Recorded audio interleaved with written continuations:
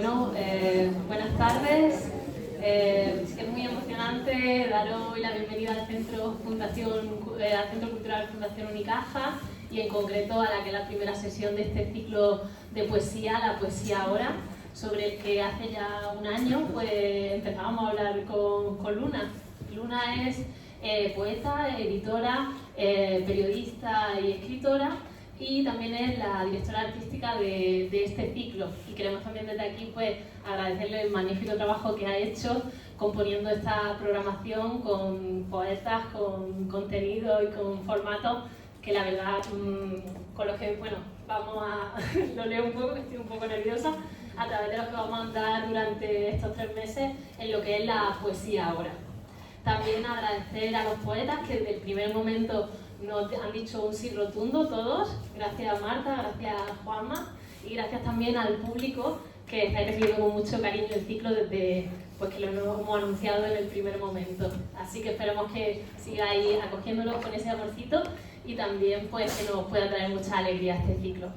La verdad que el germen de esta actividad son algunos maravillosos comentarios que nos venís haciendo llegar sobre el aula de poesía Unicaja y por lo que tanto este aula supuso, ¿no?, para los muchos amantes de las letras y de la poesía en concreto en Almería, como lo fue por ejemplo para Luna. Y por eso, escuchando esa llamada que nos hacía y la demanda, aquí y hoy empieza la poesía ahora. Así que os pido un aplauso para Luna Miguel, para Marta Jiménez Serrano y para Carmen.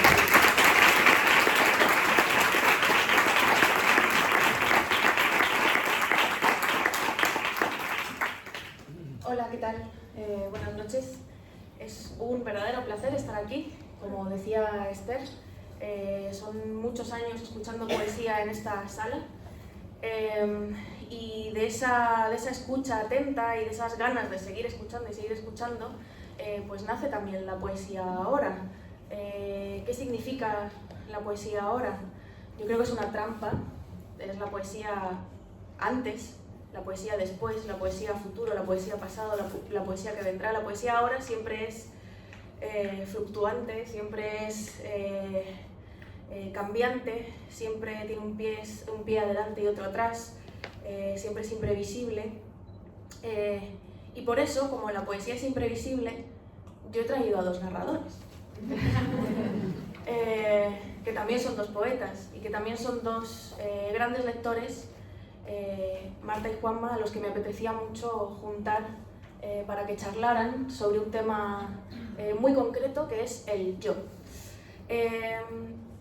Odio a la gente que dice no hace falta presentar a estas personas, pero al mismo tiempo los entiendo porque es muy difícil resumir biografías y bibliografías tan rotundas y tan importantes. Así que le he pedido a ChatGPT que me haga una biografía en 2 líneas de Marta Jiménez Serrano, pero que sea buena, contundente y bien resumida. Y entonces me dijo que Marta Jiménez Serrano, Madrid, 1990, es una escritora española destacada por su obra Los nombres propios, donde combina una narrativa fresca y emotiva para explorar las complejidades de la identidad y de las relaciones humanas. Y si tuvieras que hacer lo mismo con Juan Manuel Gil, Almería, 1979, es un escritor español galardonado con el premio Biblioteca Breve por su novela Trigo Limpio. Su obra destaca por su hábil fusión de realidad y ficción, creando narrativas frescas y cautivadoras, o sea que los 2 son frescos. Eso me ha gustado mucho, esa casualidad, pero como digo, esto también es un poco cutre, ¿no?, traer ChatGPT, así que lo que he hecho para presentarles es traer 2 poemas de otros autores que los voy a recitar para darles pie después a ellos y a la conversación. 2 poemas que me recuerdan a ellos y a su obra. El primero que traigo es, perdonadme porque a lo mejor son muy obvios, pero creo que servirán de ejemplo. El primero que traigo es de Idea Vilariño y con él quiero presentar a Marta porque creo que la manera que tiene ella de retratar las relaciones afectivas en su narrativa, me hace pensar muchas veces en este ritmo veloz de este poema y también en el sentido de este poema. Idea Vilariño dice lo siguiente: Ya no será, ya no. No viviremos juntos, no criaré a tu hijo, no coseré tu ropa, no te tendré de noche, no te besaré al irme, nunca sabrás quién fui, por qué me amaron otros. No llegaré a saber por qué, ni cómo, nunca, ni si era de verdad lo que dijiste que era, ni quién fuiste, ni qué fui para ti, ni cómo hubiera sido vivir juntos, querernos, esperarnos, estar. Ya no soy más que yo para siempre y tú ya no serás para mí más que tú. Ya no estás en un día futuro, no sabré dónde vives, con quién ni si te acuerdas. No me abrazarás nunca como esa noche, nunca, no volveré a tocarte, no te veré morir. Y el poema que he elegido para Juanma, quizá también resulte obvio para él, pero me recuerdo también a nuestra relación personal. Juanma fue mi profe en un taller de poesía y ahí aprendí sobre este poema que se titula Miedo. Es de Raymond Carver.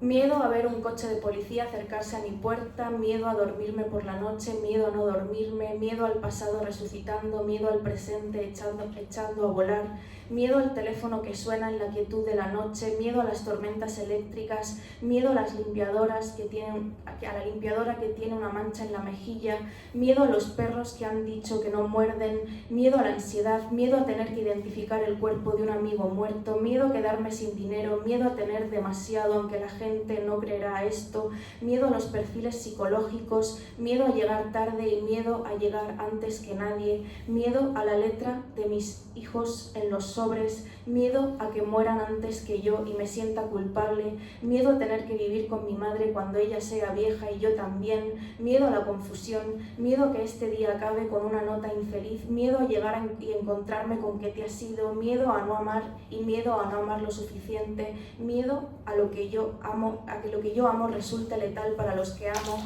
miedo a la muerte, miedo a vivir demasiado, miedo a la muerte, ya he dicho eso.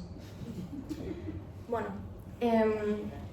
quisiera lanzar una pregunta para que empecéis a hablar, que tiene que ver también con enseñar la poesía. Cuando os escribí para invitaros a este ciclo y respondisteis rapidísimo y súper entusiasmados, cosa que agradezco muchísimo, os expliqué que me apetecía que hablarais del tema del cómo el yo se cruza en vuestra narrativa y en vuestra poesía y cómo puede ser un punto de partida potente para escribir o todo lo contrario, ¿no? Y precisamente vosotros que impartís talleres de escritura, creo que tenéis también una visión del yo que puede ser también especial, porque veis también, entiendo, a muchas mentes que están empezando a escribir chocarse contra su propio yo.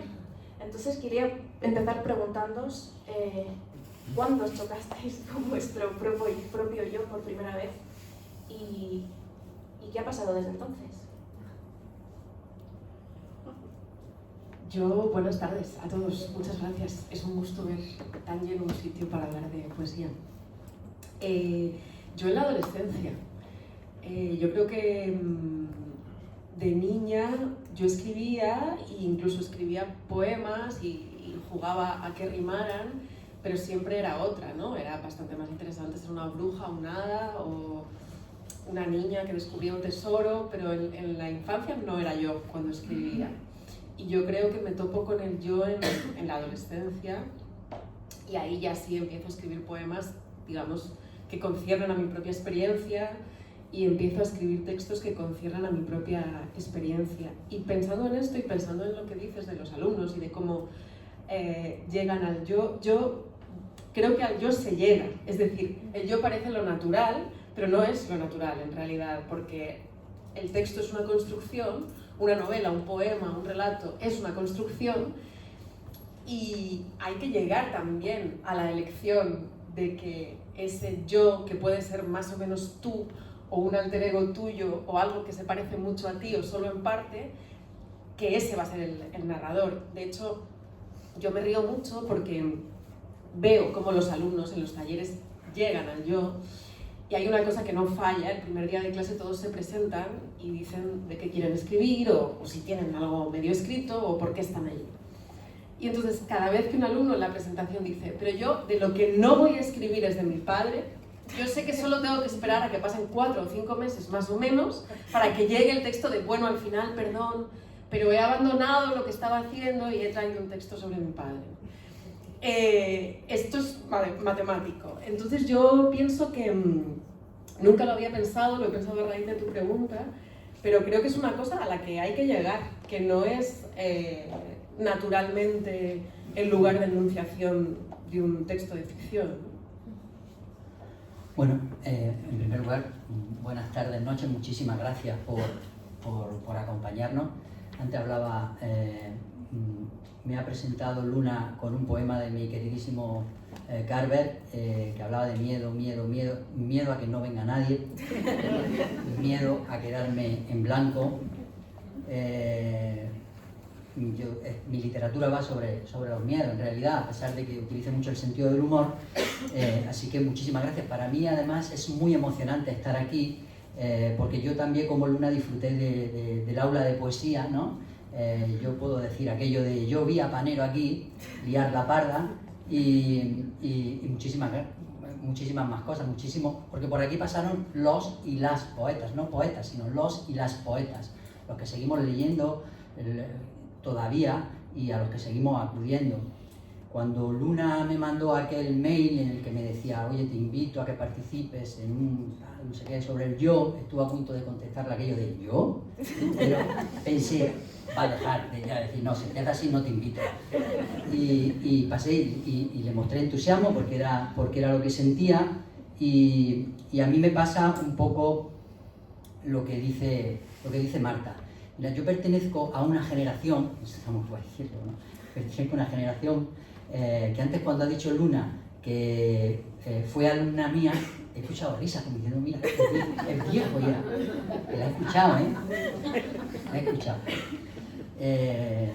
Y bueno, cuando, como decía, cuando yo me puse, yo pertenezco a una generación en la que estaba mal visto, por ejemplo, en la narrativa escribir desde el yo. Es decir, la tercera persona... ¿Cuándo no está mal visto en narrativa bueno, escribir desde yo? Ahora menos. Entre otras cosas, pues ya está la autoficción, este tipo de cosas. Bueno, pero hubo un momento en el que era un horror escribir desde el yo, porque la gente siempre acababa diciendo, pero es que me va a interesar a mí la vida de este tío, ¿sabes? Es decir, siempre hemos confundido todo y es muy triste confundirlo todo, el narrador con el autor, con el personaje, con todo, lo confundimos todo. Y a mí me pasó que probablemente, como yo en silencio, en la intimidad, sentía que quería escribir desde el yo me di cuenta de que los poetas sí lo hacían. Y entonces me dediqué a escribir poesía, porque hubo un tiempo, tengo que decirlo, hubo un tiempo en el que me tomé la literatura en serio, que es cuando empecé y me hice poeta.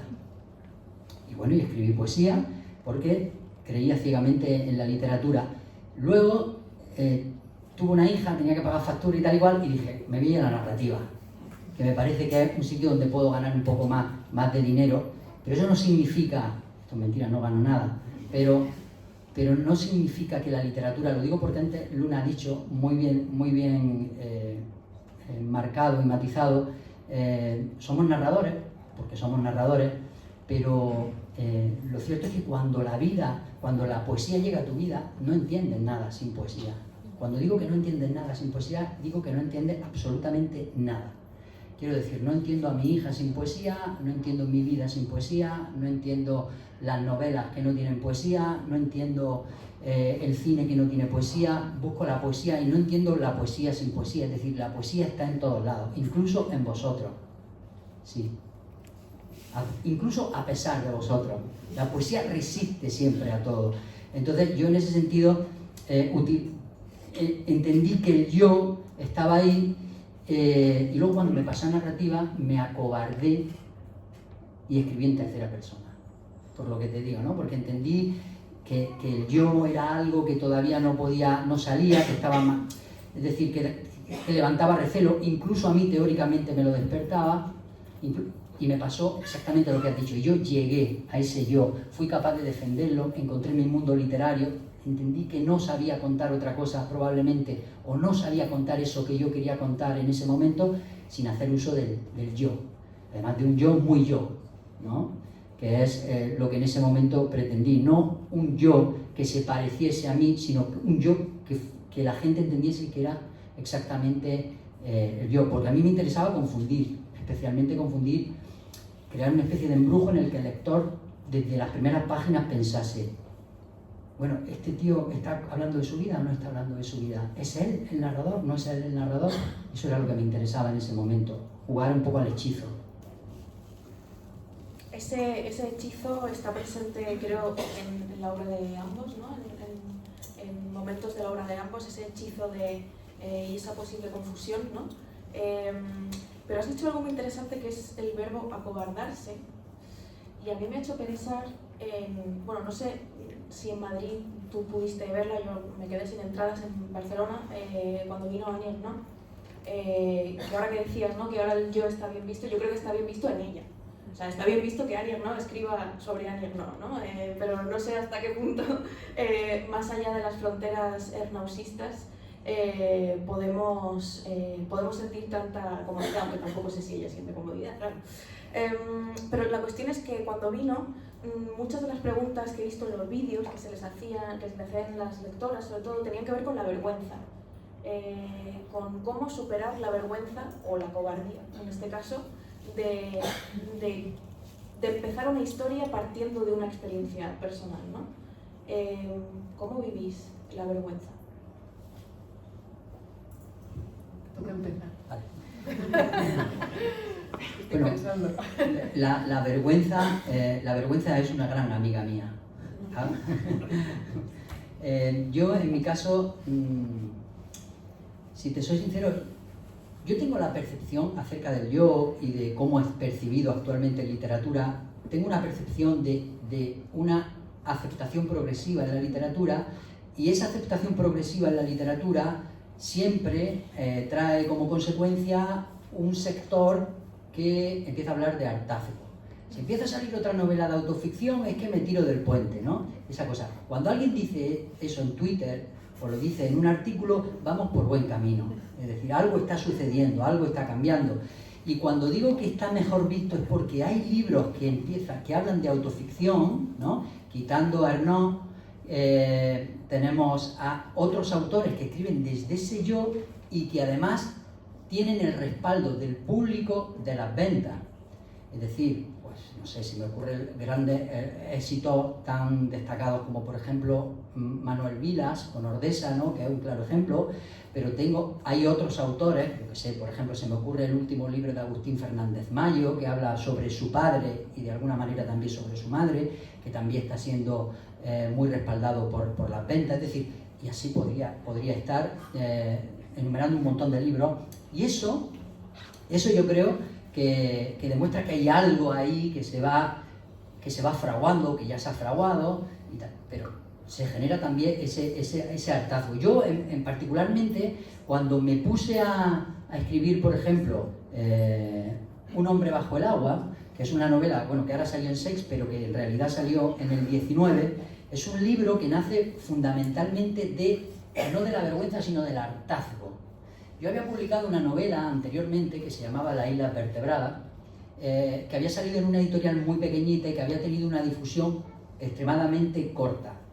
Entendiendo con extremadamente corta una hipérbole, quiero decir que es mucho, llegó menos todavía. Probablemente no hay nadie aquí, bueno, a lo mejor hay 4 personas que son de mi familia prácticamente que la han leído. El resto, no, por ahí hay gente que sí, pero que además la leyera justo cuando salió, eso ya hay poco. Entonces, ¿y qué me pasó? Que yo desarrollé como una especie de sentimiento de frustración, porque a mí La isla vertebrada había puesto mucho en ella, no había tenido un buen recorrido, era una novela en tercera persona, yo me había planteado la posibilidad de escribirla en primera, no la escribí en primera, y ese hartazgo me llevó a decir, pues se acabó esto de escribir, no escribo. Y por razones personales, familiares, de que básicamente si no escribo no me soportan en casa, pues entonces me animaron a que siguiera escribiendo y dije, bueno, pues tiro el carro por las piedras. Y entonces me dejé de vergüenza, me dejé de todo y empecé a contar una novela como es Un hombre bajo el agua, en el que hablo de mi barrio, de mi experiencia, de mi madre, de mi padre, de mi amigo, de todas las chorradas que hacíamos en aquella época, pero no limitándome a eso, obviamente, lanzando la piedra mucho más lejos, intentando llegar lo más lejos posible en el lago y creando las ondas más grandes posibles. Es decir, que a mí me llegó casi esa vergüenza, me la despojé por pura hartura, ya, por puro hartazgo de tener que estar pensando en... porque yo he sido un escritor durante mucho tiempo, que he hecho lo que he querido, pero también pagaba un precio por eso, es decir, es que no, era imposible llegar a algún lado. Entonces ya me quité esa chaqueta y dije, me pongo la que yo quiero. Y quizá más que por la vergüenza, me despojé de la vergüenza por el hartazgo que tenía ya de que no me hicieran caso en ningún lado. Claro, con respecto a varias cosas de las que estamos hablando, yo estoy totalmente de acuerdo en que hay una mayor aceptación de la autoficción o del yo ahora, pero también es verdad que algo... O sea, yo sigo pensando que le falta un poco de legitimidad, no de visibilidad, pero sí de legitimidad. Y creo que aquí hay una cuestión de género, ¿no? De hecho, no en vano has citado 2 novelas de 2 escritores varones que me encantan. La de Agustín Fernández Mayo me ha encantado, me la he leído este verano y es genial y os la recomiendo. Y creo que por eso alegró tanto el Nobel a Annie Ernaux, que es mujer pero muy vieja, ¿no? O sea, como que necesitamos ir nivelando un poco, porque yo jamás he oído a nadie criticar el yo de Proust, nunca, en la vida. Entonces, creo que seguimos un poco peleados a nivel de como legitimidad literaria, ¿sabes? Está claro que las novelas y los textos en general del yo venden, hay interés, están de moda, pero yo sí sigo viendo a veces que falta un poco como ese último sello de legitimidad, ¿no? Con respecto a la vergüenza, me doy cuenta con tu pregunta, Luna, que claro, es que el yo es muchísimas cosas y creo que hay mucha diferencia entre abordarlo desde un lugar o de otro, ¿no? Hay yos más crudos, en los que uno es uno de una manera más directa, en la que quizá el libro es casi un testimonio de algo y uno está contando algo que literalmente le ocurrió. Ahí hay mucha más vergüenza quizá, o no, o hay que manejarlo de una manera distinta en cualquier caso que si uno escribe una novela usándose un poco de alter ego, o usando su barrio, o usando su entorno, pero en la que no deja de haber una construcción y en la que también hay mucha ficción y en la que al fin y al cabo los acontecimientos que suceden no sucedieron así tal cual exactamente, ¿no? Dicho lo cual, yo creo que el antídoto para la vergüenza es, yo lo que hago es separar absolutamente la escritura de la publicación. La separo porque son cosas distintas, primero, porque si yo estuviera pensando en que algo se va a publicar no escribiría nada nunca, no por vergüenza solo, sino porque no puedes estar pensando en la recepción cuando estás... O sea, para mí son momentos totalmente antitéticos, ¿no? Una cosa es introspectiva, reflexiva y estás para adentro, y la otra cosa es ya de mostrar lo que has hecho y estás para afuera. Entonces creo que no hay que pensar mucho en que el texto se va a publicar, y cuando lo tienes terminado lo lees pensando que se va a publicar, si es que sabes que se va a publicar, y ahí ya quizá, ¿no? Puedes entrar en consideraciones de quizá esto va a herir mucho a mi prima, voy a cambiarle el color del pelo a esta persona, ¿no? Pero al final creo que cuando ya lo has terminado y cuando ya hay una construcción y cuando ya tú mismo eres capaz de mirar el libro con distancia, esa vergüenza se pierde un poco de manera automática, porque acabar un libro es una cosa extraña, porque el libro lo has escrito tú, pero en el momento en que lo acabas ya es otra cosa, ya te lo has quitado de encima, ¿no? Entonces yo creo que el truco está en no pensar en la vergüenza durante la escritura, y que cuando el texto se termina, entonces hay que mirarlo con ojos críticos a todos los niveles, y ahí ya entramos en otra fase del proceso, ¿no? Y supongo que también puede dar mucha vergüenza escribir en tercera determinadas escenas, ¿no? O sea que creo que con la vergüenza estamos lidiando siempre porque siempre nos estamos mostrando cuando estamos escribiendo. Voy a recuperar los nombres que se han dicho, Manuel Vilas, Agustín Fernández Mayo. Voy a añadir, por ejemplo, Marta Sanz, que también hay un yo en su escritura muy evidente en algunos casos. O, por ejemplo, por no ir solo a la narrativa, una Angélica Lidl, ¿no? Por irnos también al teatro y por irnos también, por unirlo todo hacia el lugar al que quiero llevaros, ¿no? Que es que todos estos ejemplos, los que has dicho tú y los que he traído yo, de exitosos que hayan trabajado en yo desde estos géneros, también son poetas, ¿no? Son principalmente poetas. Yo no sé si vosotros os consideráis principalmente poetas, pero sí que es cierto que en vuestros primeros libros, o al menos los que he podido traer yo aquí, que tengo vuestros también en mi biblioteca, ¿no? Son poesía. Y con esto lo que quiero ir es a ¿qué veis en estos autores que han salido aquí, en los nombres que os he dado yo, en otros que seguramente diréis vosotros, y en vosotros mismos? ¿Qué veis del poeta en el narrador o en el dramaturgo?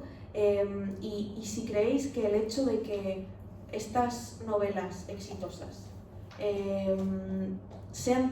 esos yoes sean tan gustosos de leer, tiene también que ver algo con el lirismo con el que desarrollan esa autoficción o esa exposición del yo. La poesía es un vehículo para la exposición del yo. Claro, es que casi podríamos decir, o sea, que me remonto muy atrás, ¿no? Pero sí, tendríamos que decir qué es la poesía, porque claro, es que casi la poesía es el yo, ¿no? Porque un poema épico, porque la Ilíada y la Odisea riman y tienen un número determinado de versos, bueno, no riman, ¿no? Tienen la acentuación en los lugares pertinentes, pero no los consideraríamos un poema del mismo modo que consideraríamos un poema de Lorca, ¿no? Porque lo que hay ahí es una historia con una trama, con unos personajes principales y secundarios. Entonces, creo que la poesía tiene más que ver quizá con esa mirada subjetiva, con una relación simbólica de los elementos, más que con una trama, más que con un, ¿no? Y creo que quizá esas cosas sí se traducen en la narrativa, ¿no? Pero no necesariamente el lirismo a la manera en la que podemos entenderlo, porque en realidad muchos de estos libros son bastante parcos en estilo, o no necesariamente, o no se recrean necesariamente en imágenes o en metáforas o en cosas que podemos asociar a la poesía, ¿no? Creo que tiene más que ver con una subjetividad individual y con un mirar para adentro también, ¿no? Pues un yo que habla de lo que siente, de sus sentimientos, de sus pensamientos, frente a quizá una mirada panorámica, global, en plan Balzac, toda una serie de estratos y de personajes y de sociedades, ¿no? Por irme a dos polos muy evidentes de lo que estamos diciendo. Entonces, pienso que iría más por ahí, ¿no? Porque claro, cuando hablamos de poesía, enseguida hacemos esta división como de está en columnitas o no está en columnitas, pero claro, creo que tiene más que ver con esto que estoy diciendo. Bueno, yo creo totalmente. Yo creo que no se... a mí me interesa fundamentalmente, de hecho me interesa fundamentalmente la narrativa de estos escritores y de estas escritoras, fundamentalmente porque son poetas, y eso no significa que cuando escriban narrativa se tenga que notar especialmente esa poesía. Yo creo que la poesía en las novelas de estos autores que mencionamos radica fundamentalmente en la mirada, no tanto en la utilización de una técnica muy determinada, ¿no? De una manera de aproximarse a la historia con una serie de elementos técnicos, narrativos y poéticos que ponga a funcionar, sino fundamentalmente porque no son capaces nunca, jamás, de hecho probablemente no sean capaces nunca de desprenderse de eso, de esa mirada. ¿Y cómo es la mirada? ¿Qué diferencia? Porque esa sería otra pregunta. ¿Qué diferencia hay entre un narrador que también tiene relación con la escritura de poesía, con otro escritor que no tiene ningún tipo de contacto, digo con la escritura, pero probablemente lo tenga con la lectura, o no tiene que tenerlo. Yo creo que radica fundamentalmente en que la mirada del poeta, no sé cómo decirlo, probablemente tenga que decirlo con una metáfora, quizá es lo apropiado, pero probablemente es porque atraviesa un poco lo que ve. Es decir, no digo que lo atraviese, pero probablemente penetra un poco en lo que ve. Y eso siempre se nota en lo que está escribiendo. Y además, generalmente quien escribe poesía es muy consciente del lenguaje poético y por lo tanto cuando escribe novela controla muchísimo el lenguaje poético. Y la manera que tiene de controlarlo básicamente es ponerle atarlo en corto, porque es lo más fácil del mundo. De hecho, si te das cuenta, Marta, que da talleres de narrativa, y bueno, yo también imparto alguno que otro, nos damos cuenta de que las personas que empiezan a escribir, lo primero que hacen cuando empiezan a escribir narrativa es, de repente, una de floritura, una de metáfora, una de imágenes que no dejan que la historia respire. Y no son escritores de poesía. Es decir, entienden la literatura precisamente con ese sello, ese pozo del lenguaje poético cargado de metáforas, de imágenes, incluso en muchísimos casos de rima, de rima internas que se van repitiendo y de las que muchas veces no son conscientes. El poeta es muy consciente de eso y lo evita a toda costa y lo intenta apartar, porque sabe precisamente que lo que está haciendo no es aquello, es esto. Pero yo creo que de lo que no se pueden desprender es de la mirada. A todos esos que han mencionado y a ella son fundamentalmente, tienen una mirada muy singular que a la hora de definir no se puede utilizar muchas veces ese eco poético, ese eco lírico. Igual que a Marta y a mí no se nos puede definir nuestra narrativa sin ese frescor del que hablaba al principio, ¿no? Y yo he pensado que qué bien le vendría a mi novela que se vendiera en Primor. Que me ha sonado un poco así como a cosa, perfume fresco, algo así como tal. Le vendría muy bien a mí, por lo menos a mi libro le vendría muy bien. Y yo creo que a ellos les pasa eso, esa mirada se les nota en su literatura. Sí, es muy interesante esto yo ampliaría los sentidos también, ¿no? La mirada es fundamental, pero creo que no sé, por ejemplo, recientemente la poeta Lola Nieto acaba de publicar su primera novela, ¿no? La isla desnuda, en la Caja Books, o Natalia Limpinova, Luciérnaga. Pienso en otros casos recientes, ¿no? Sara Torres, ¿no? Que la conocemos sobre todo como poeta, que también vendrá aquí, pero que si la hemos leído sobre todo es como narradora, ¿no? O si la ha leído la mayoría de la gente es como narradora. Y una de las preguntas que me hago y que me gustaría que respondiera, y sobre todo teniendo en cuenta también vuestra escritura y sobre todo la tuya poética, ¿no? Porque en La Edad Ligera, que es el libro de poesía de Marta, hay un gusto por el ritmo, hay rima, los versos están medidos, ¿no? O sea, las palabras están muy bien elegidas y muy bien dispuestas, ¿no?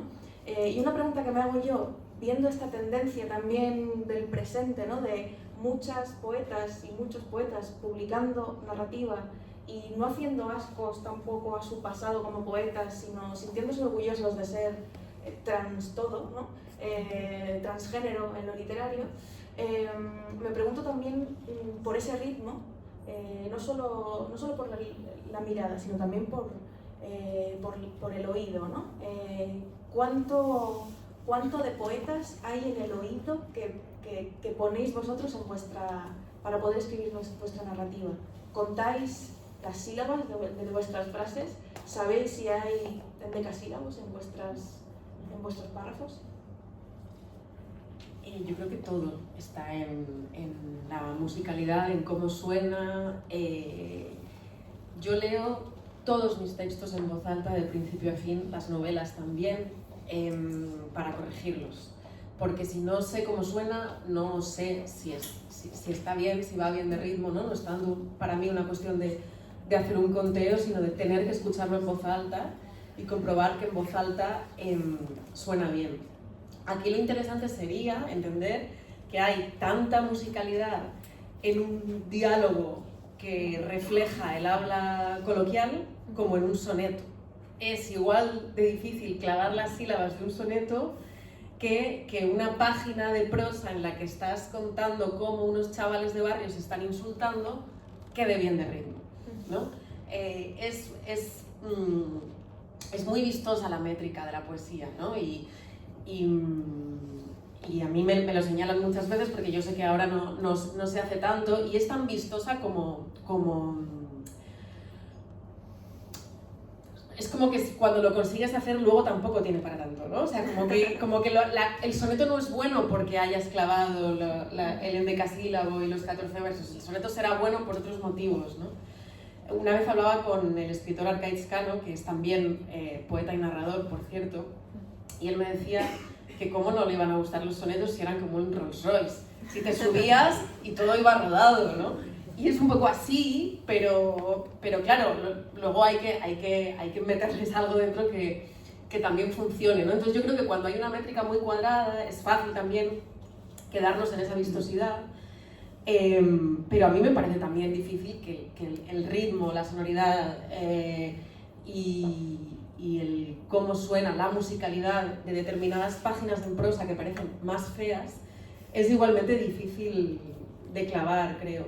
Y yo eso, lo leo todo en voz alta para corregirlo y me parece importantísimo, ¿no? Casi que iría también aquí un poco a la diferencia entre un texto, no sé, no leería en voz alta los ensayos de la universidad, ¿no? Entre un texto literario, un texto con una intención estética, vamos a decirlo así, y un texto que no la tenga, ¿no? No sé cuánta poesía hay en mi oído. Es un buen oído, quiero decir, de tamaño, que podría entrar si quisiera bastante poesía, pero ¿cuánto de mi oído hay en mis novelas? Y es todo el oído que puedo darle, todo. A mí me pasa como a Marta, yo escribo, ella dice que corrige en voz alta, yo casi escribo en voz alta. Lo normal, cuando yo estoy escribiendo en casa en voz alta y estoy diciendo algo de lo que están haciendo el personaje y tal, lo único que se escucha en mi casa es lo que yo digo y mi hija diciendo en el salón, ya está papá haciendo eso. Porque claro, es una cosa como terrorífica, ¿no? Porque el ritmo, la musicalidad solo se consigue con la repetición. Es decir, repasando una y otra vez las oraciones. De hecho, básicamente mi obsesión en las novelas básicamente es el ritmo, es decir, yo repito una página no por lo que digo, generalmente lo que digo lo tengo muy claro, lo que quiero decir lo tengo claro, pero la repito una y otra vez por cómo está dicho, por ese ritmo, por esa musicalidad, porque tiene que fluir de una manera natural cuando quieres que no transcurra de una manera natural, pues como quieras que transcurra. Y eso se consigue con repetición, ritmo, música, colocando, corrigiendo, borrando. Para mí es tremendamente importante eso. Y luego además, en mis novelas, especialmente en las tres últimas, la oralidad es un ingrediente, es como suelen decir los críticos cuando hacen las reseñas, es un personaje más, la oralidad, ¿no? La oralidad para mí es fundamental y la oralidad no se puede explicar sin musicalidad, no se puede explicar sin ritmo, pero reproducir la oralidad en una novela no es poner una grabadora y repetir lo que se dice, es otra cosa. Es decir, tiene que tener la música de la calle, pero no igual. No está escrito igual, porque si no las novelas serían, salvo que quiera reproducir algo, el lenguaje coloquial de la calle, tal cual, que hay gente que lo hace con muchísimo talento, pero lo normal, cuando decimos es que tiene unos diálogos que son muy orales, yo siempre digo, si dices tú que tiene unos diálogos muy orales es porque son muy literarios, en el sentido de que están muy trabajados, en el que se lucha y se cincela muchísimo, en el que busca constantemente la música. Entonces, para mí, el oído en una novela es fundamental. Yo las novelas que me gustan las leo en voz alta con el fin de a ver si se me pega algo, a ver si aprendo algo. Me parece un desperdicio que una novela que te apasiona no la leas en voz alta. En algún momento la tienes que leer en voz baja. en voz alta, aunque eso te pueda costar el divorcio o lo que sea, pero tienes que hacerlo en algún momento. Y estaba pensando, solo por cerrar esto, pero que es todo el mismo círculo, ¿no? Porque los versos más frecuentes en castellano son el octosílabo, el heptasílabo, el endecasílabo, pero es que eso es así porque son los que más usamos hablando, es decir, eso no se reunieron un día y dijeron, bueno, ¿cómo van a ser los sonetos? Es que por cómo es el fraseo del español, esas son las frases más naturales y por eso así es la poesía, y claro, luego leemos la poesía y son esas frases las que quedan, ¿no? Pero que en realidad hay algo muy vinculado, bueno, es que la poesía era oral, bueno, es que están íntimamente vinculadas las dos cosas, aunque hoy desde un lugar extraño a veces las separamos mucho. Bueno, cetancanas son endecasílabos. Totalmente, ¿no? Y esto me hace pensar, habéis hablado los dos justo de la oralidad, ¿no? Y de los diálogos, y de la dificultad o no de generar esa sensación de oralidad. Y he pensado en un concepto que creo que cada vez se habla más de ello, y me gustaría también saber cómo lo veis vosotros, tanto en poesía como en narrativa, que es la cuestión del acento, ¿no? Quizá a lo mejor por una panza de burro o una lectura fácil, se ha hablado mucho, ¿no? Pues del acento granadino, del acento canario, ¿no? Y se ha hablado de la presencia del acento en la narrativa, pero yo creo que en poesía también ha sido siempre, antes has citado a Lorca, a mí me resulta imposible, yo también soy muy de leer en voz alta todo, hasta lo que no me gusta, ¿no? Para saber por qué no me gusta, me doy cuenta de que no me gusta porque lo estoy leyendo en voz alta y me trago, ¿no? Es imposible a veces, ¿no? seguir el ritmo de un poema, y si ese poema yo no puedo seguir el ritmo es que no me funciona, no me va a gustar nunca. Entonces, una de las cosas que más me obsesiona ahora es también qué acento tienen esos textos, ¿no? ¿Pensáis en vuestro acento, en el acento almeriense, en el acento madrileño, cuando escribís? ¿Pensáis en cómo acaban las S o en si hay una Z que debería estar o no allí? ¿Pensáis en cómo suenan vuestras palabras para personas que las están leyendo en voz baja? Sí, en el mío y en el de los personajes. O sea, pienso en cómo estaría sonando si estoy escribiendo el diálogo de un adolescente que está hablando con palabras en inglés, pues pienso en el acento, en la entonación, en cómo lo está diciendo, en a qué velocidad lo está diciendo, ¿no? Creo que sí, que pienso en cómo suena. Alguna vez en corrección, ya en el momento de la corrección editorial, me han señalado que a veces ponía quizá y a veces quizás. Y yo les he respondido ya, pero es que a veces detrás va una vocal y a veces no. Y esto, claro, no sería igual en otro acento, ¿no? Entonces, es un ejemplo como muy objetivo y muy tonto, pero sí creo que lo pienso y que se nota, y se nota en la voz del narrador, que entiendo que tendría mi acento, tu acento, el del autor, ¿no? Pero también cuando estoy escribiendo a los personajes pienso en cómo estarían hablando ellos, que varía según edad, clase social y mil cosas, ¿no? Pues creo que sí, que lo pienso. Sí, yo totalmente. Por mis novelas, por mis últimas 3 novelas, desfila mi madre, mi padre, la gente de mi barrio y tal, y yo cuando estoy escribiendo estoy escuchando a mi padre y estoy escuchando a mi madre. Es decir, no concibo, de hecho cuando leo en voz alta y estoy en los diálogos y mi padre está hablando, por ejemplo, con el narrador, que se supone que soy yo, pues entonces pongo un poco el tono que pone él, ¿no? Y él dice niño, y si hay una S final no la pronuncio. Y en el mismo, por ejemplo, en la misma novela, si hay de repente una llamada que me hace mi editora, pues cuando reproduzco ese me pongo, como diríamos aquí, muy fino, ¿no? Y eso lo hago. Y a mí me ha pasado una cosa muy curiosa. Yo tenía muchas ganas, cuando salió Trigo Limpio, me dijeron que iba a salir el audiolibro y tenía muchas ganas de escucharlo. Y lo recitó, lo locutó un actor que es muy difícil su apellido, Brendemul, o no me acuerdo, Alex que es un pedazo de actor, que es turbulento en la mayoría de películas. Yo lo veo y me parece... es que ¿sabes? Me pasa que vi una película de él en el que hacía cosas malas, y cuando lo conocí nunca llegué a fiarme de él. Eso es que es muy buen actor. Sí, sí.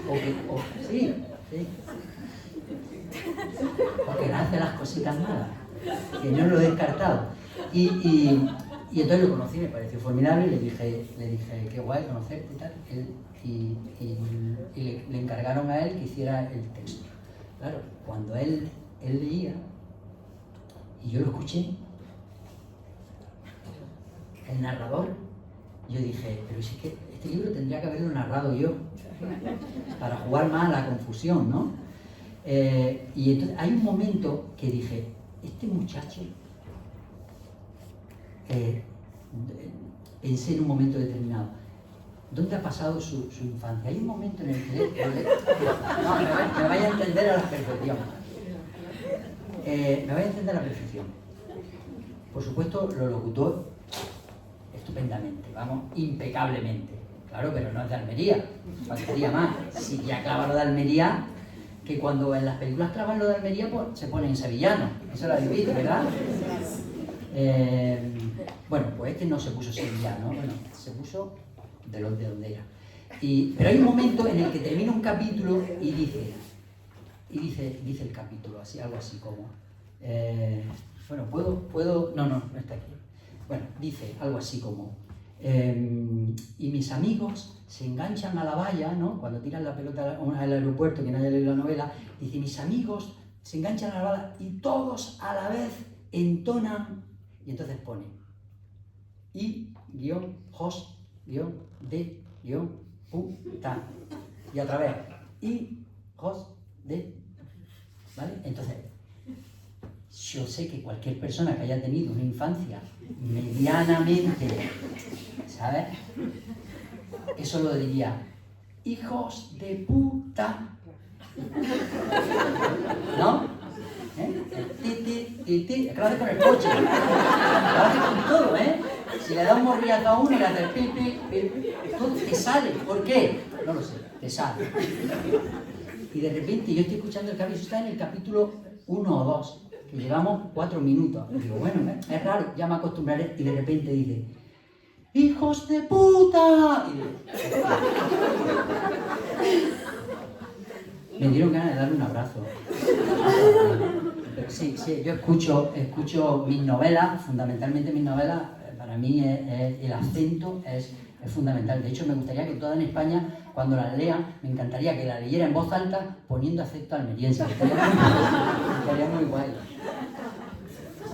Bueno, como me gustaría también que el público fuera pensando preguntas, y todavía nos queda la lectura también de poemas que hemos preparado, voy a ir lanzando una última preguntilla, con mi acento no almeriense, que tiene que ver con vuestros inicios como poetas, ¿no? Quizá siento que conforme va avanzando la charla voy pecando yo también en esa diferenciación constante, ¿no? Lo he dicho desde el comienzo, he traído a los narradores, pero en realidad también son poetas, pero narradores, pero poetas. Quería saber cómo vivís esa constante separación, ¿no? Porque a mí es algo que me choca mucho y que, por ejemplo, en la generación que viene, ya no nosotros, que ya somos viejos, sino los que vienen, gente nacida alrededor del 2000, ¿no? Poetas que hacen muchas cosas a la vez, ¿no? Que hacen teatro, que escriben novelas, que están todo el día en Twitter o no, que no se ciñen a un solo género. Parece que lo tienen muy asumido, ese yo soy artista o yo soy escritor y me da igual el género al que me asocien, porque yo en realidad no me asocio a ningún género, pero yo creo que igual que quizá para nuestra generación, a lo mejor ese peso del yo todavía tiene un poquito de carga y de vergüenza, también por lo que has dicho tú muy bien visto del género. No sé si también nuestra generación tiene ese peso y esa carga de tener que avergonzarse, ¿no? soy poeta pero escribo novelas, o sí, soy novelista pero también publiqué primero un poemario, ¿no? Parece como que la palabra poeta sea siempre la última, ¿no? De la lista, o sea siempre la más... vuelvo a la vergüenza, a mí es que el tema de la vergüenza me preocupa especialmente, ¿no? Pero sí la más vergonzante. Entonces, ¿sois poetas? ¿Seguís siendo poetas? ¿Qué significa la poesía para vosotros ahora mismo? ¿Vais a seguir publicando poesía? ¿Seguís escribiendo poesía? Que son dos cosas también diferentes, como bien ha dicho Marta. ¿Nos quitaremos algún día esa separación cuando hablemos de nuestra propia obra? Bueno, yo la verdad, mi inicio en la literatura, yo siempre me he considerado en la intimidad, desde que era muy pequeñito, a mí siempre me he sentido atraído con la posibilidad de contar historias. Yo siempre me he sentido un poco, si queremos decirlo así con una palabra, me he considerado narrador. Quienes me conocen saben que soy narrador, quiero decir que yo estoy en una cena y me pongo a hablar y hago el payaso, intento atrapar la atención y me encanta que me quieran y que me escuchen y que se vayan diciendo, soy así, tengo esa tara. Pero cuando yo estudié filología empecé a frecuentar entornos que tenían que ver con la poesía, porque era fundamentalmente también lo que había aquí. En ese momento yo estaba en la universidad, pues estaba el aula de poesía que frecuentaba, que veníamos por aquí con los compañeros, y luego dio la casualidad de que me fui a la Fundación Antonio Gala, me dieron esa beca y allí me quedé en shock.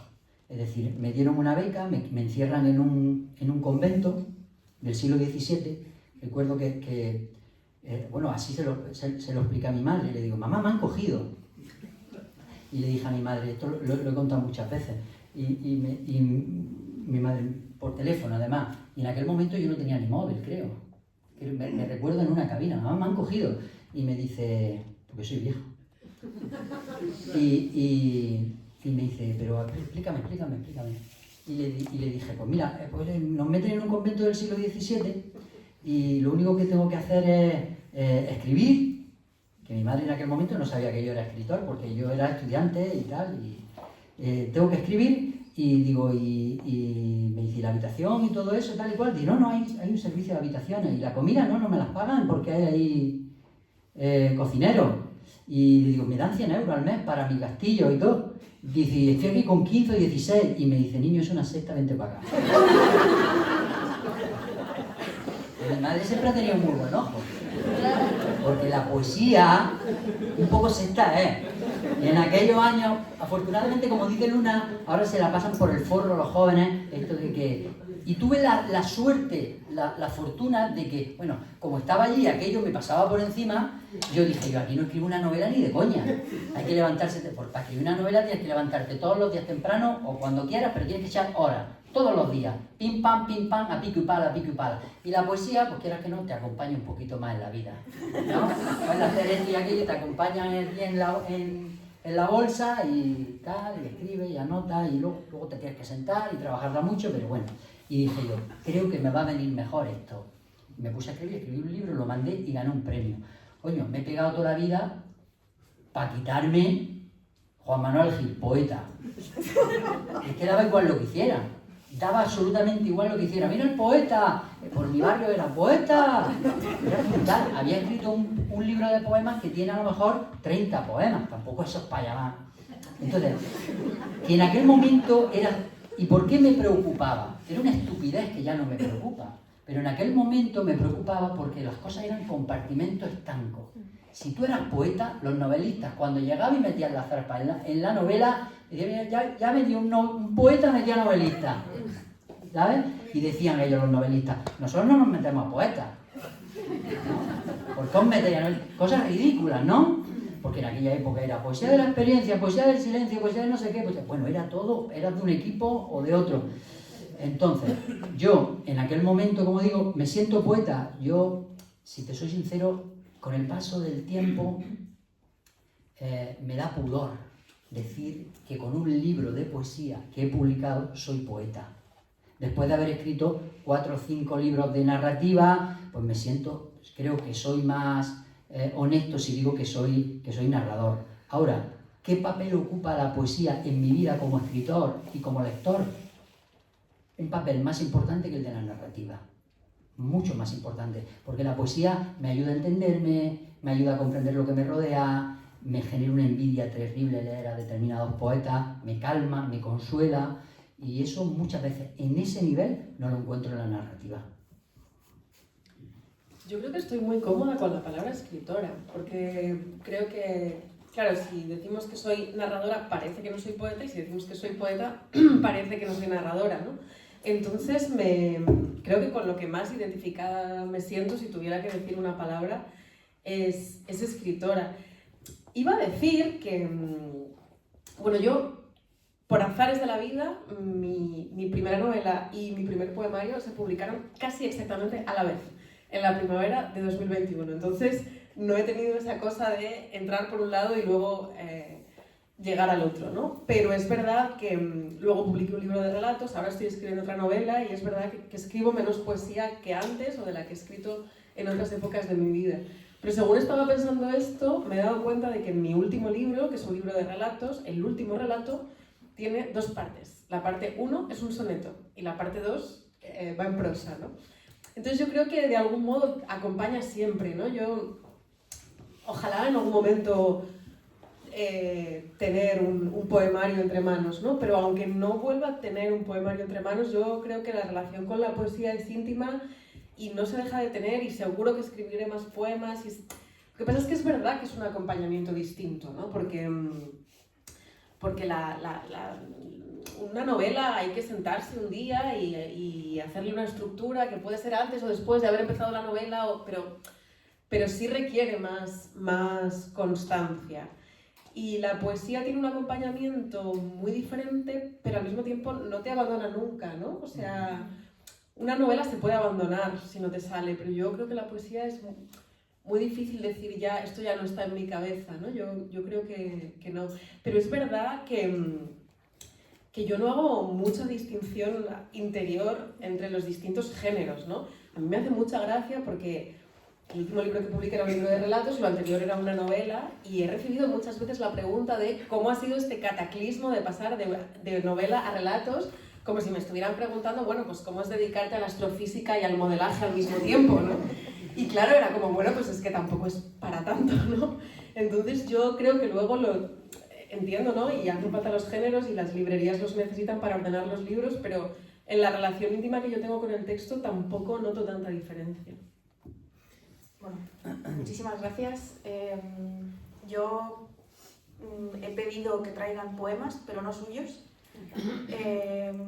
Precisamente en este aula de poesía, en esta antigua aula de poesía, veíamos recitales impresionantes donde los poetas leían sus propios poemas, pero como aquí hemos traído a escritores en general, ¿no? Y vamos a seguir trayendo escritores en general, ¿no? Donde los géneros también se diluyen, lo que les he pedido es que traigan poemas de otras personas, que lean a otros sobre el tema que les he pedido, que en este caso es el yo, y para también que desde aquí, desde este paseo de Almería, la poesía no solo esté entre los que estamos aquí, sino que nos lleve a otras personas vivas o muertas de las que podamos aprender, y también para que saquéis el cuaderno y os llevéis mazo de bibliografía pendiente. No sé quién quiere empezar. ¿Cómo lo hacemos? ¿Leemos uno cada uno o así? Como queráis, sí, venga. Bueno, pues voy empezando si quieres. Vale. No me gusta nada leer desde el móvil, pero he llegado hoy en avión, solo con una mochila a mis espaldas, así que va a tener que ser desde el móvil. Yo he traído dos poemas ajenos, y el primero es el primero en el que pensé cuando Luna me dijo cuál era el tema de esta charla. Todavía no sabía por dónde iban a ir los derroteros ni de qué íbamos a hablar, pero hay un poema de Pedro Salinas, de La voz a ti de vida, que dice: para vivir no quiero islas, palacios, torres, qué alegría más alta vivir en los pronombres. Quítate ya los trajes, las señas, los retratos, yo no te quiero así, disfrazada de otra, hija siempre de algo. Te quiero pura, libre, irreductible, tú. Sé que cuando te llame entre todas las gentes del mundo, solo tú serás tú. Y cuando me preguntes quién es el que te llama, el que te quiere suya. Enterraré los nombres, los rótulos, la historia. Iré rompiendo todo lo que encima me echaron desde antes de nacer. Y vuelto ya al anónimo eterno del desnudo, de la piedra del mundo, te diré, yo te quiero, soy yo.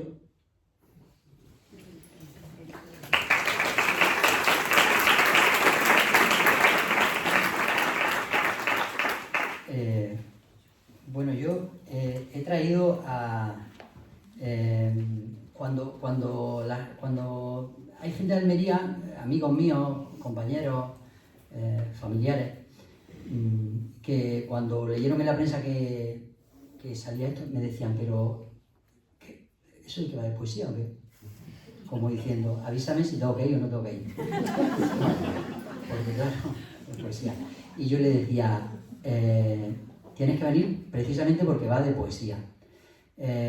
Y cuando yo vine aquí al aula de poesía, que en aquel momento, como digo, cuando empecé a venir, yo estaba estudiando filología y empezaba a descubrir poetas y se me empezaba a abrir la mente, ¿no? Y empezaba a descubrir cosas que yo no entendía que eran poesía en aquel momento.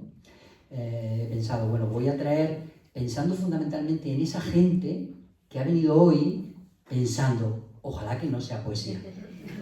Porque voy a leer un texto de Pablo García Casado. He traído un libro, que él es muy poeta, pero he traído un texto en especial que creo que nos permite reflexionar sobre algunas cosas de las que decíamos antes, por ejemplo, eso de la musicalidad y eso del ritmo, ¿no?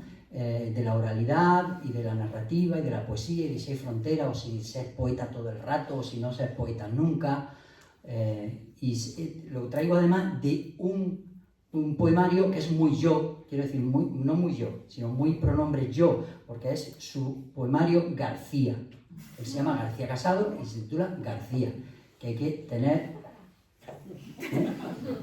para llamarte García y ponerle, y dice así, se titula Baile. Esta señora factura un curso de formación los días 13 de junio y 1 de julio. ¿Sabe usted de qué curso de formación estaríamos hablando? No lo recuerdo.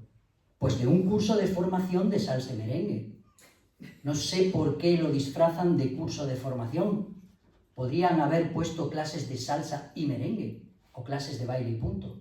¿Sabe usted a quién se le ocurrió la feliz idea de camuflar la salsa y merengue como curso de formación? No lo sé, señoría. ¿Recibió usted clases de salsa y merengue? No. ¿Quién la recibió entonces?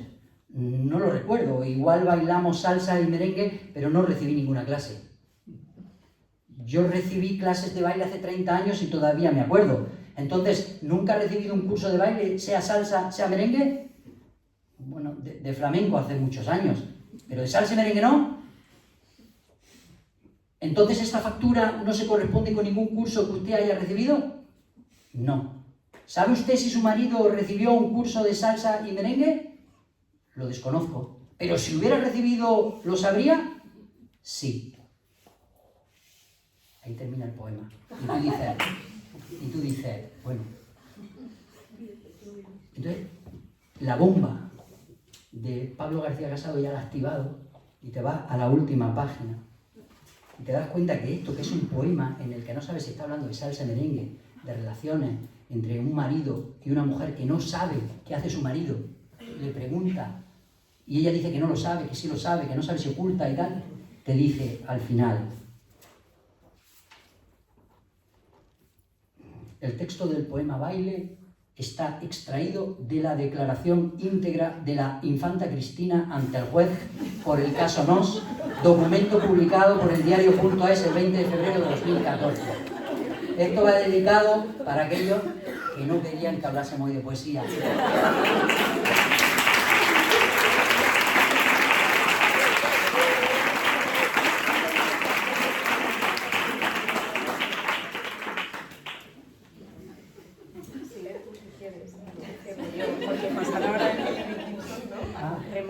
Bueno, hacemos un cierre hondo. Vale.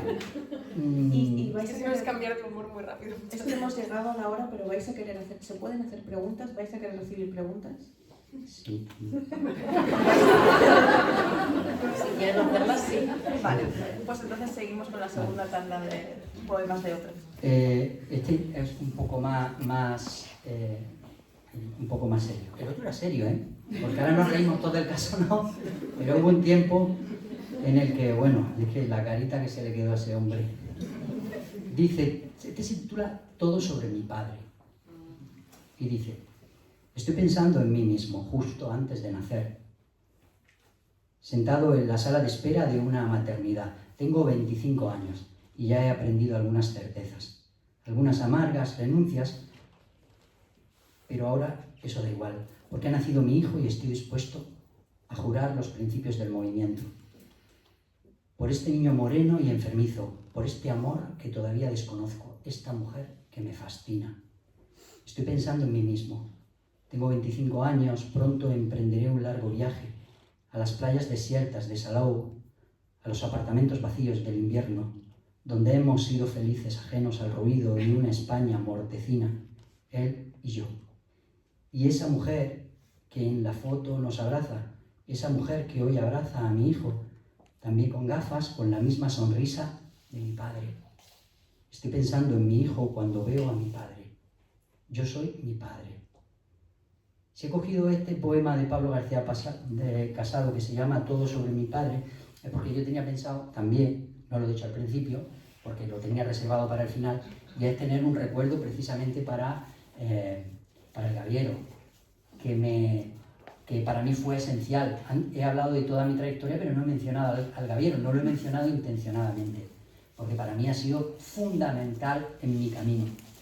Y todavía recuerdo una llamada de Ana en la que me dijo, oye Juanma, eso que tú estás publicando en Facebook sobre tu padre, eso podría ser un buen libro. Y dije, qué pedra tiene esta mujer en la cabeza. ¿Cómo va a ser un libro? Y sin embargo ha sido el libro, sin yo saberlo, en el que yo descubrí qué era lo que yo quería hacer. Tardé muchísimo tiempo, porque este libro se publicó en 2013. Y es esto. Muchísima gente, de los que estáis aquí, algunos, bueno, he dicho muchísima gente porque me venía arriba, pero 3 o 4, los que estáis aquí, me preguntáis, ¿y este libro cómo se encuentra? ¿Cómo se encuentra? Y a mí me encanta decirlo, y lo repito ahora, no se encuentra. Ya no se encuentra, pero me encanta que lo sigan buscando. Así que me consta que Luna quiere hacer un sorteo al final, ¿no? Con toda la gente que va a venir a este ciclo, pues el último día que hay un recital que se llama Gavieras y Chamanas, que vienen Mónica Ojeda, Paulina Flores y Aurora Camero, haremos un sorteo de libros de todos los que habéis pasado por aquí, firmados, y así que tendréis que venir.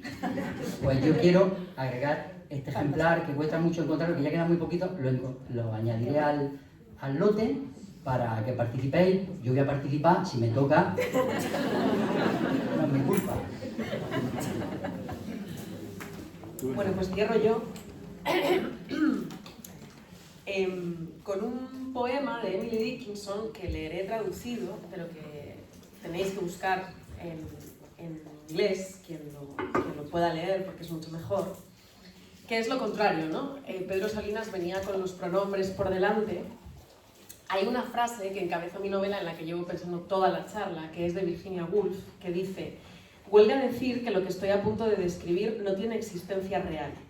Yo no es más que un término útil para referirse a alguien que no existe. Creo que la escritura del yo al final es siempre una pregunta sobre la identidad, y el poema de Emily Dickinson dice: yo no soy nadie. ¿Quién eres tú? ¿Eres nadie también? Ya somos dos entonces. Ni una palabra, lo pregonarían, ya sabes. Ser alguien, qué aburrido. Como una rana, qué vulgar. Pasarte junio entero diciéndole tu nombre a la primera charca que te admire.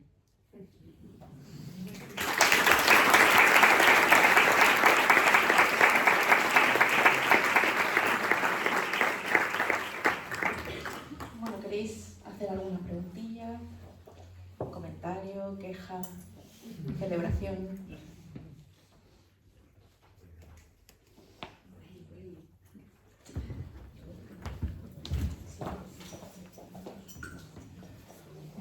tardes. Yo solamente quería daros la enhorabuena a todos, a la Fundación Unicaja, a esta iniciativa tan importante y tan necesaria en Almería, a la tarde fantástica y mágica que nos había hecho pasar.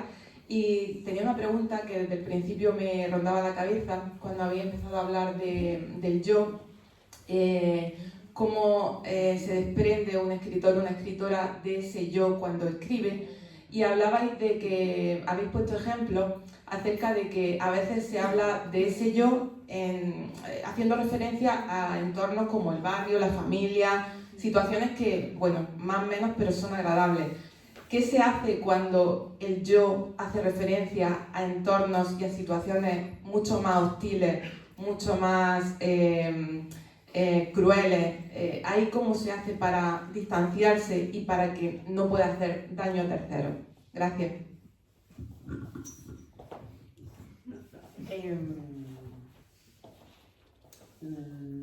A ver, son dos cosas distintas. La distancia yo creo que es necesaria para escribir, y que pues a mayor el trauma, pues supongo que más distancia es necesaria, y la distancia la da el tiempo o la conversación o la terapia o el ser capaz de desdoblar lo que te ocurrió, ¿no? Una cosa que funciona bastante es escribir en tercera persona, por cierto, cuando estás demasiado pegado todavía a lo que ha ocurrido, ¿no? Y lo de hacer daño a terceros es otro tema, ¿no? Distinto, que pues que depende muchísimo de la historia que vayas a contar, de lo que vayas a manejar y de quiénes sean los terceros, ¿no? Porque a lo mejor, no sé, no es lo mismo una persona que sigue en tu vida, con la que te llevas y con la que querrías seguir teniendo una buena relación, que alguien que ya no. No es lo mismo si la persona de la que estás hablando es evidente que es ella en el libro. O sea, no es lo mismo si su hermana lee el libro, la identificará o no. Es que hay tantas opciones posibles, ¿no? Es Houellebecq al que le ha denunciado su exmujer, ¿no? A Carrer, perdón. Porque, claro, ha contado el divorcio y tal. Es que es muy complicado. Depende muchísimo del caso y del autor, de qué límite quiera uno poner, de qué priorices. Y yo lo que sí creo es que todo esto se puede hacer sin ser morboso y sin ser obsceno, ¿no? Y me parece bastante clave lo de que las personas sean identificables o no, ¿no? Es decir, si a ti alguien te ha hecho muchísimo daño, tú puedes contar todo eso preservando igualmente la intimidad de la otra persona, ¿no? No tiene por qué quedar eso revelado, no lo sé. Por ahí irían un poco los tiros. Bueno, yo en mi caso, a mi mujer, que se llama Tami, para que no olierais la tostada, le puse té nada más. Y ella no me ha dicho todavía nada. Lo mismo lo está descubriendo ahora, que era ella. No, que se ha ido. Pues era ella. No, mira, sobre eso que tú decías, yo también me he planteado ese dilema, que en ocasiones es un dilema moral, ¿no? Porque cuando tú vas a contar algo en una novela y sabes que afecta a terceros, bueno, eso te lleva a un periodo de reflexión. Yo, por suerte o por desgracia, todavía no me he visto en la situación, no digo que no tenga dentro eso, sino que todavía no me he sentido preparado para hablar de cosas que sean muy radicales, muy profundas, o sea, que son muy profundas. No me he sentido preparado para abordar eso, porque entre otras cosas tú lo que estás escribiendo es una novela o un poema, y eso requiere que tú tengas un estado de ánimo, que tengas una fortaleza. Tiene que llegar el momento, tienes que tener la herramienta, ¿vale? Y requiere, perdona que te interrumpa, una frialdad. Sí. Una frialdad para mirarlo y decir, bueno, esto pasó así, pero así no funciona, así que me voy a cargar esta escena y voy a cambiar esto de sitio, y en realidad hay que ser muy insensible con la propia experiencia cuando la estás usando como material literario.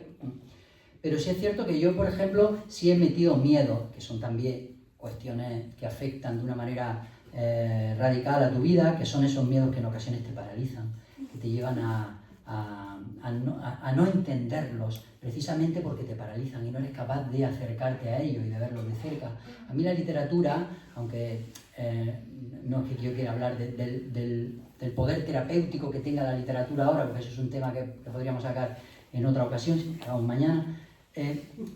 Yo sí me he dado cuenta que a mí me ayuda, cuando yo escribo una novela, meter en el corazón de la novela un miedo que a mí me tenga en momentos determinados incómodos, que cuando me acerco a él yo me sienta que aquello me quema, que aquello me hace levantarme de la silla, moverme, dar un paseo, darle otra vuelta. Y el recurso que he utilizado para poder acercarme lo más posible a ese miedo, yo qué sé, te pongo un ejemplo, como por ejemplo la pérdida de los padres. Mis padres son mayores, ya tienen 80 tacos, le di muchas vueltas a eso, y además que estoy un poco traumado con eso desde que era pequeño, ¿no? De la idea de que te falten, ¿no? Y entonces, pues bueno, mi literatura me ha servido un poco para acercarme a ese dolor, a ese miedo. ¿Y cómo me acerco? Pues a través de un elemento que todos veis en la literatura, si me habéis leído, que es el humor. Yo me escondo en el humor, pero vamos, detrás del humor lo único que hay es dolor. O no lo único, pero hay muchísimo dolor. Entonces yo procuro colocar un miedo ahí en el centro de mi novela, a ver si me deja en paz un tiempo, a ver si se lo olvida el lector, a ver si el miedo lo sufre él y no yo. Pero no funciona mucho, el dolor sigue ahí. Pero la novela está en la calle, se vende, ganan millones, una rueda, ya sabéis, la vida de los escritores. ¿Alguna pregunta más?